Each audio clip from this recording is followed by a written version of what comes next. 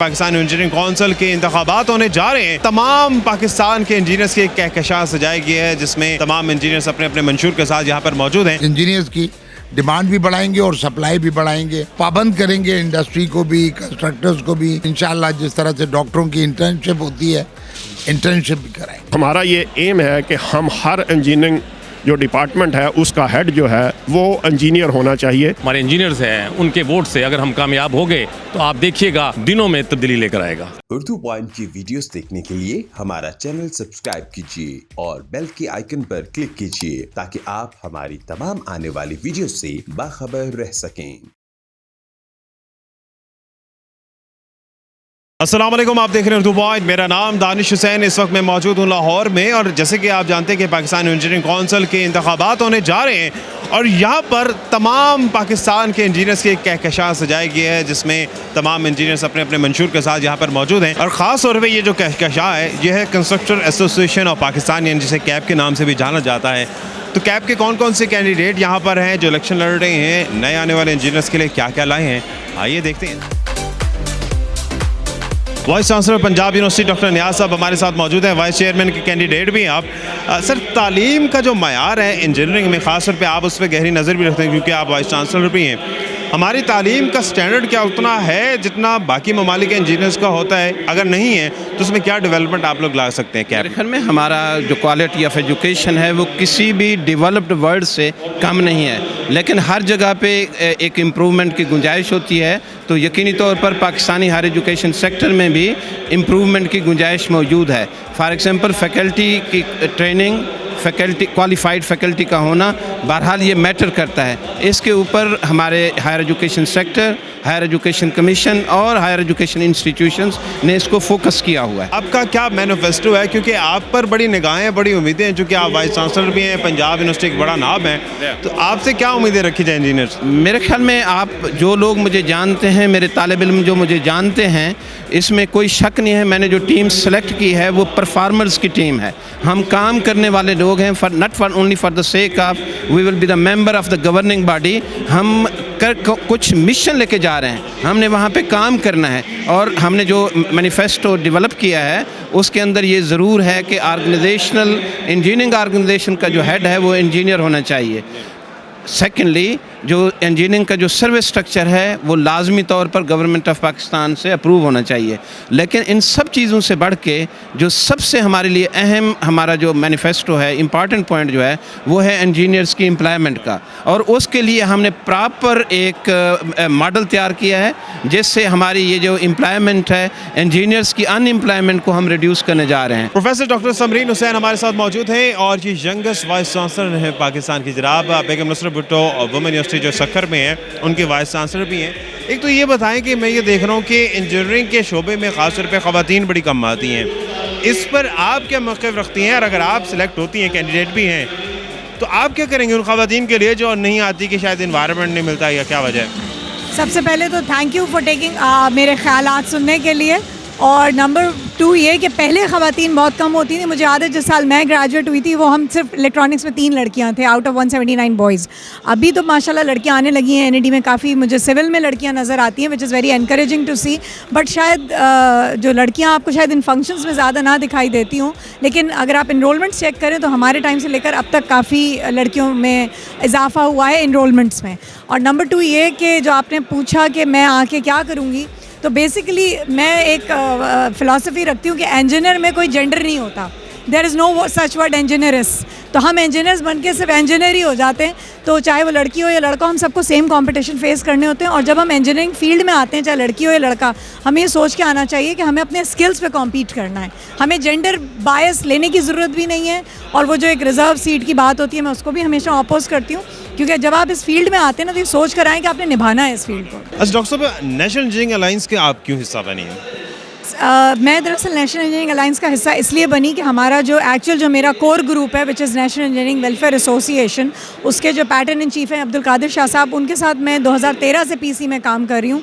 2014 में जब वो चेयरमैन थे तो मैंने पहला पाकिस्तान इंजीनियरिंग काउंसिल का जॉब फेयर अरेंज किया था और 6000 प्लस इंजीनियर्स ने उसको विज़िट किया था और सेम डे हमने 600 प्लस जॉब्स अवार्ड की थी, जिसमें 22 इंटरनेशनल कंपनीज़ ने हिस्सा लिया था और 42 लोकल कंपनीज़ ने हिस्सा लिया था। तो उनकी ये थी कि जैसे ही मेरे 20 साल पूरे होंगे वो मुझे टिकट देंगे और ये मेरी कोई चॉइस नहीं थी, ये उनका हुक्म था। और हम क्योंकि हिस्सा हैं अब नेशनल इंजीनियरिंग अलायंस का, और इसमें एक बड़ी ब्यूटी है कि इसमें माइनॉरिटीज़ भी हैं, भावनी शंकर चौधरी साहब, अनिल साहब, इसमें विमेन भी है, इसमें एकेडमिक्स भी है, कॉर्पोरेट भी है, कंसल्टेंट्स भी हैं, कॉन्ट्रैक्टर्स भी हैं। तो which ever service of engineer you can think of, and me myself from academics, so you can find all the combo filled with every flavor.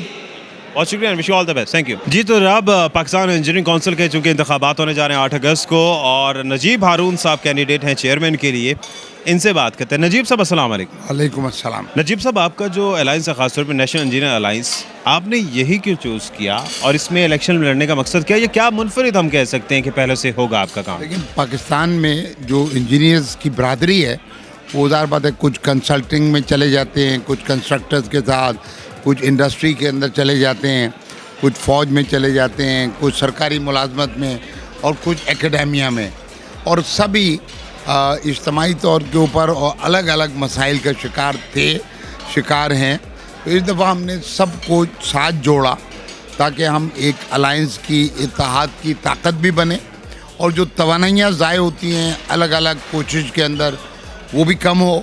और फिर ये अल्लाह की मेहरबानी कि उन सब ने मुझे क़यादत सौंपी, तो अब मेरे पर भारी जिम्मेदारी होगी और अल्लाह ने अगर मौका दिया तो जो बड़ा मकसद है वो तो ये है कि पाकिस्तान तरक्की करे, और पाकिस्तान तरक्की उसी वक्त करेगा जब पाकिस्तान का इंजीनियर ये वज़न उठाएगा और पाकिस्तान को तरक्की कराने के अंदर अपना हिस्सा डालेगा, खुशहाल होगा, उसकी रोज़गार होगी, उसकी हुनर होगा, उसकी तरबियत होगी, तो वो 22 करोड़ मुल्क को तरक्की पजीर से तरक्की याफ्ता बनाएगा इंशाअल्लाह। अच्छा नजीब साहब की मैं एक बात ये भी बता दूं, चूँकि ये MNA भी हैं और मैंने ये सुना है कि कोई भी मराद नहीं लेते, कोई भी तनख्वाह ये डेबिट नहीं करवाते, क्या ये सच है?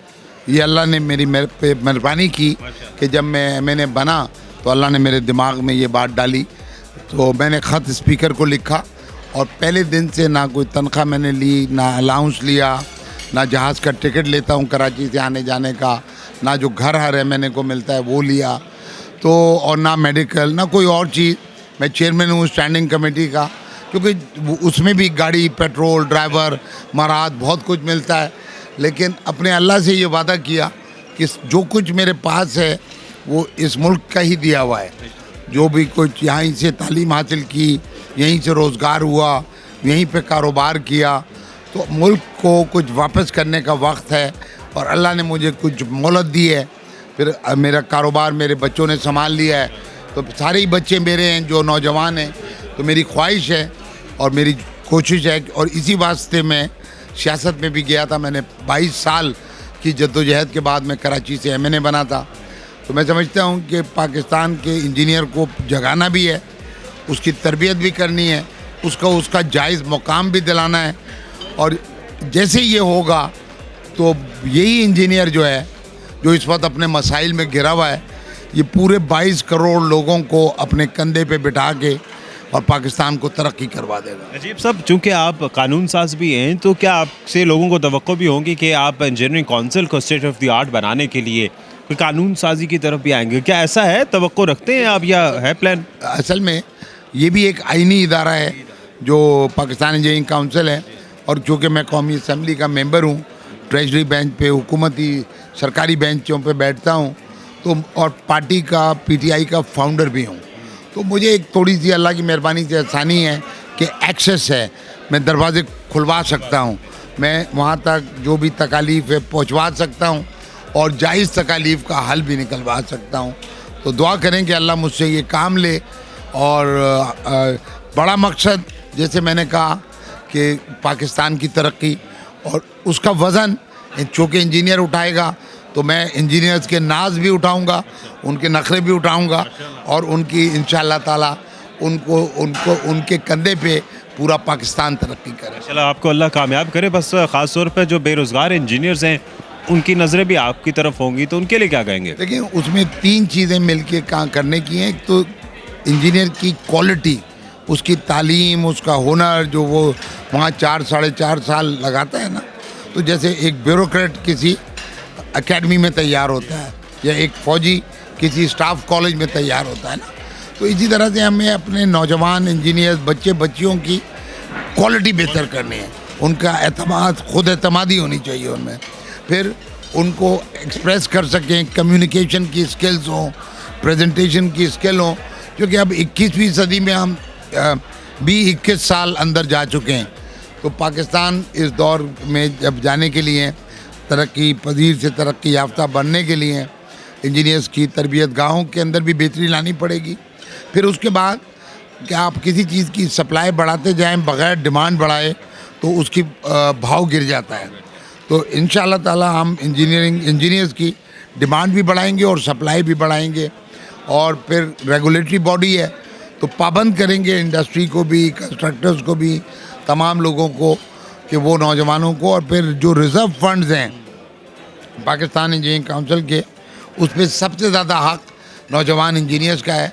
तो इंशाअल्लाह जिस तरह से डॉक्टरों की इंटर्नशिप होती है, इंटर्नशिप भी कराएंगे। इंजीनियर अज़हरुल इस्लाम ज़फ़र साहब भी हमारे साथ मौजूद हैं, इनसे बात करते हैं। इंजीनियर साहब, हर किसी का मंशूर होता है, क्या आपका मंशूर बाकी इंजीनियर से मुख्तलिफ है या जितने भी कैंडिडेट हैं? जो मेन चीज़ जो हमने करनी है, मैंने अपने सीनियर से, अपने चेयरमैन से, अपने वाइस चेयरमैन से और अपने सीनियर वाइस चेयरमैन से जो कमिटमेंट कर रहे हैं कि एक तो हम जब जो ट्रेनी जो यंग इंजीनियर्स हैं उनके लिए हम as a trainee engineer job provide करेंगे उनको डिफरेंट इंडस्ट्री के साथ, कंस्ट्रक्शन कंपनीज़ के साथ। जैसे 1994 से 2000 तक एक डिफरेंट प्रोजेक्ट्स पे ट्रेनी इंजीनियर्स लिए जाते थे और वो पाकिस्तान इंजीनियरिंग काउंसिल ने उसको मैंडेटरी किया हुआ था कि इतने इंजीनियर इतनी अमाउंट के प्रोजेक्ट के लिए लेने लाजमी है।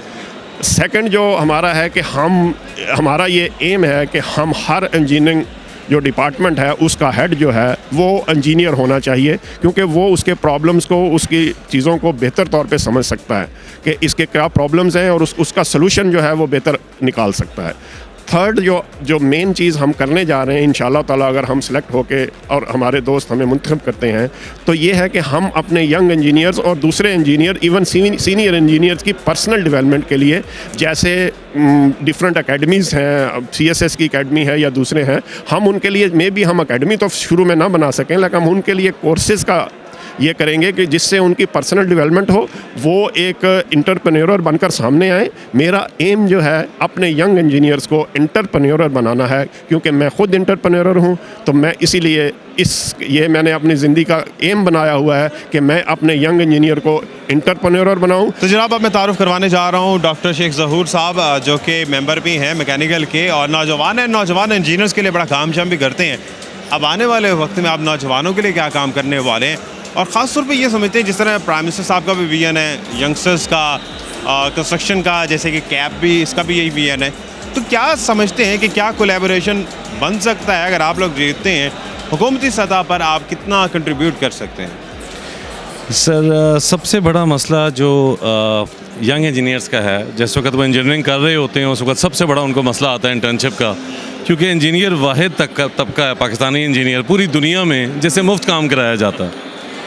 और जिस वक्त वो इंजीनियरिंग कर लेते हैं उसके बाद भी उनको कहा जाता है कि 6 महीने पहले फ्री काम करो, उसके बाद तुम्हें पैसे मिलना शुरू होंगे। ये एक बहुत बड़ा जुल्म है और इसमें कोलैबोरेशन की मिसाल मैं ये देना चाहूँगा। एप्टमा एक टेक्सटाइल इंडस्ट्री की है जिसने इंश्योर किया हुआ है जो टेक्सटाइल इंजीनियर निकलता है वो कहीं ना कहीं इंडस्ट्री में एडजस्ट हो जाता है, जबकि जो हमारे इंजीनियर हैं, मैकेनिकल हैं, इलेक्ट्रिकल हैं, इन लोगों का सबसे बड़ा डिलेमा है ना इंटर्नशिप्स हैं और ना जॉब है। जो फ्री भी काम करना चाहते हैं उनको भी जगह नहीं मिल रही होती। तो इसके लिए सबसे ज़्यादा ज़रूरी चीज़ ये है कि जो बच्चे भी यूनिवर्सिटियों से निकलें उनको इंडस्ट्री में आराम से प्लेसमेंट मिल सके, इंटर्नशिप पेड हो, अनपेड ना हो। ये सबसे बड़ा डिलेमा है हमारा। और इसी तरह हमारी जो ख़वातीन इंजीनियर्स हैं उनका भी बहुत बड़ा प्रॉब्लम है। उनको किसी लिहाज से भी जो इस तरह के प्रॉब्लम्स इंजीनियरिंग सेक्टर में हैं उसके लिए भी लॉज बन सकते हैं। सिर्फ लाहौर नहीं, पूरे पाकिस्तान के इंजीनियर्स की यहाँ पर कहकशां सजी हुई है। हमारे साथ मौजूद हैं मेंबर मैकेनिकल हैं खैबर पख्तूनख्वा से सिकंदर हयात खटक, इनसे बात करते हैं और ख़ास तौर पे खटक साहब, खैबर पख्तूनख्वा के इंजीनियर्स के लिए आपका क्या मंशूर है और वहाँ के जो इंजीनियर्स हैं उनके मसाइल क्या हैं? मैं मैकेनिकल की सीट के लिए कैंडिडेट हूँ। मैं 2005 से गवर्निंग बॉडी में आता रहा हूँ। नॉमिनेटेड सीट पे कंस्ट्रक्टर एसोसिएशन ऑफ पाकिस्तान की एक सीट होती है जिस पे मैं मेंबर आता रहा हूँ। मेन प्रॉब्लम KPK का नहीं है बल्कि पूरे पाकिस्तान के यंग इंजीनियर्स का है कि उनको जॉब्स नहीं मिल रही। 2005 का अगर किसी को कोई कैंडिडेट्स हैं जो इंजीनियर्स हैं जो 2005 में थे, इंजीनियर थे, तो वो उनको याद होगा कि उस वक्त डिमांड इतनी हमने बना दी थी, लेकिन गवर्नमेंट के ताउन से हमने इतनी डिमांड बना दी थी कि इंजीनियर मिलते ही नहीं थे, तो हमें मतलब इंक्रीज़ करना पड़ा। फिर उसकी वजह से फिर सीटें इंक्रीज़ करी, लेकिन 3-4 साल के बाद ये कोई मुश्किल मसला नहीं है जो 6 साल हो गए लोगों ने नहीं हल किया। इंशाल्लाह ताला अगर हमारी फुल सपोर्ट के साथ हमारी वो आ गई, काबीना आ गई, तो इंशाल्लाह ताला ये मसला मुझे तो बहुत ही मामूली नज़र आता है। अगर किसी को मुश्किल नज़र आता है ये 6 साल में नहीं हल कर सके, इंशाल्लाह हम 1 साल के अंदर हल कर देंगे। नफासत रज़ा साहब हमारे साथ मौजूद हैं और ये भी गवर्निंग बॉडी के कैंडिडेट हैं, इनसे बात करते हैं। नफासत रज़ा साहब, ख़ास तौर पे बड़े मसाइल हैं जो यंग इंजीनियर्स हैं उनके, जॉबलेस होना या जॉब्स होना, तो वो अप टू द मार्क ना होना, इसके लिए क्या समझते हैं कि आप क्या प्लानिंग कर रहे हैं? लास्ट 10 ईयर से हमारी इंजीनियरिंग काउंसिल में मामलात बहुत मिसमैनेज हुए हैं। सबसे पहले ये है एक्रेडिटेशन जो है वो मयार के मुताबिक नहीं हुई और मशरूम ग्रोथ हुई है, क्वालिटी एजुकेशन फराहम नहीं हो सकी है और उसकी वजह से सप्लाई और क्वालिटी डिमांड में का ख्याल नहीं रखा गया एक्रेडिटेशन करते वक्त। हम सबसे पहले ये कोशिश करेंगे कि एक्रेडिटेशन क्वालिटी एक्रेडिटेशन हो और क्वालिटी इंजीनियर प्रोड्यूस हों, इंटरनेशनल लेवल के इंजीनियर प्रोड्यूस हों, और हम चाहेंगे कि लोकल इंडस्ट्री जो है उसको बूस्ट मिले, वो फ्लरिश करे। जब लोकल इंडस्ट्री फ्लरिश करेगी तो एम्प्लॉयमेंट क्रिएट होगी और उससे हमारी इंपोर्ट में कमी होगी और एक्सपोर्ट में इजाफा होगा। हमारे इंजीनियर्स हैं, उनके वोट से अगर हम कामयाब हो गए तो आप देखिएगा हमारे अंदर इस पैनल में इतनी सलाहियत मौजूद है कि ये दिनों में तब्दीली लेकर आएगा।